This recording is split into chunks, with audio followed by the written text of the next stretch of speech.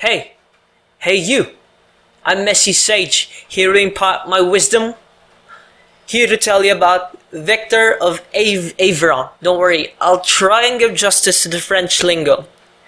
So, I was just doing my thing, browsing Wikipedia, then I saw about this French child named Victor de Aveyron, who was discovered living in the woods at around age 9, near Soins-sur-Rance, France, in the mid-1790s. We really don't know much about his early life, but he quickly became the most famous feral child due to his case being well documented. In 1797, Victor was first sighted in the Tarn region. I don't know, but the image that I have in my mind of this kid during that time was him looking like Edward Cullen hunting deer. Anyway, 2 years later, a group of men and dogs caught him and brought him to the village of La Croix, where he refused to eat anything unless it were raw or soft-cooked vegetables. Insert vegan joke here. However, didn't like being in La Croix and ran away after a week.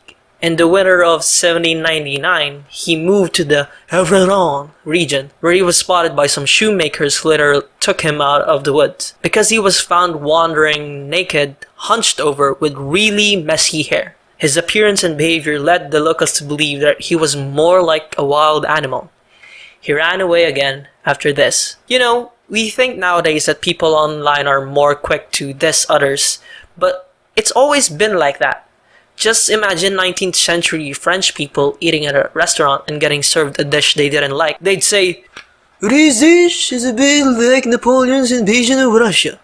A promising advance, but it leaves you with a bitter aftertaste in a long, regretful winter." But anyway, Victor was discovered again a week later after running away and taken to a dyer's house in Soins-sur-Rance. He still wasn't speaking, and still moved chaotically like a chimpanzee who just got circumcised without anesthesia. 3 days later, he was sent to an orphanage in Saint-Afrique. Here, the famous psychiatrist Philippe Finil wrote a report diagnosing him as mentally ill and idiot from birth. My mom received the same news when she took me to the pediatrician. But in all seriousness, the word idiot was commonly used before to refer to people with mental disabilities. Beginning in Victor's journey from the wild into the world of science and education, a biology professor, Pierre-Joseph Gonatere, experimented on Victor by removing Victor's clothing, and let him outside into the snow. What followed was unexpected.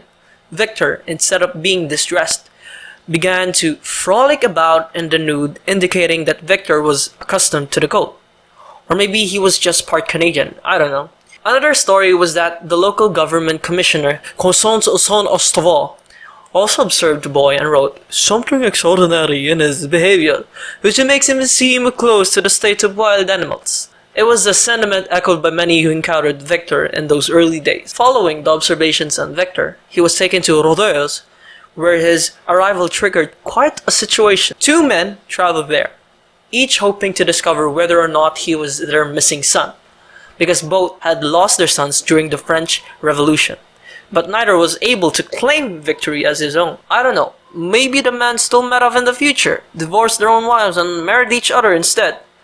That's the happy ending I'm gonna be giving them in my head. A lot of rumors regarding Victor's origins began to spread.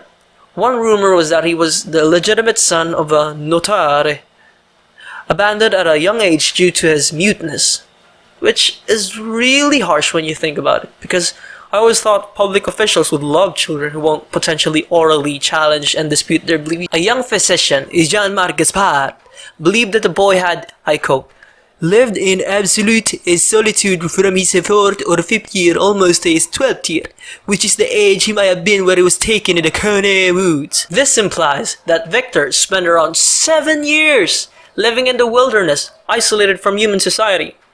Now, one thing to note was that Victor's discovery was during the Enlightenment era, when thinkers were busy thinking what makes us human and trying to distinguish us from animals. Victor became almost like a poster child for the Enlightenment's big debate about what makes us different from animals. This was a time when people believed that education and language were the key things that set us apart from the rest of the creatures. Now, they all knew Victor had the ability to hear, but his case extended beyond mere observation. He was taken to the National Institute of the Deaf in Paris, where he was to be studied by the renowned Jean-Marc Sicard. Sicard, along with other members, believed that studying and educating Victor could provide the evidence needed to support the theory for knowledge that was gaining popularity at the time. I'm not gonna go too much in the nitty-gritty enlightenment stuff because I just came from my philosophy class, and one more mention of Rousseau and I'm gonna break my grandma's urn through the wall. Victor's education became a hot topic. Dr. Jean-Marc-Gaspard, I mentioned him a while ago, took Victor under his wing and even wrote reports on how Victor was coming along. He was also the one to give Victor his name. Itard had this idea that empathy and language were what really separated us humans from animals. He wanted to make Victor all civilized, teaching him to speak and express emotions like a proper person. Victor did make some baby steps in understanding language and reading simple words, but he never quite got the hang of speaking like a regular human. Itard did notice something interesting though. Victor seemed to develop a kind of action language. It was like this primitive way of communicating through gestures and actions. Probably kinda like what Caesar and the others do in the Planet of the Apes trilogy. But even with all this effort, Victor never quite picked up speaking like Itard had hoped, and he didn't really quite catch on the nuances of different tones of voice. Even though Victor couldn't quite fit in with society or communicate through speech, he did show some improvement in how he treated others.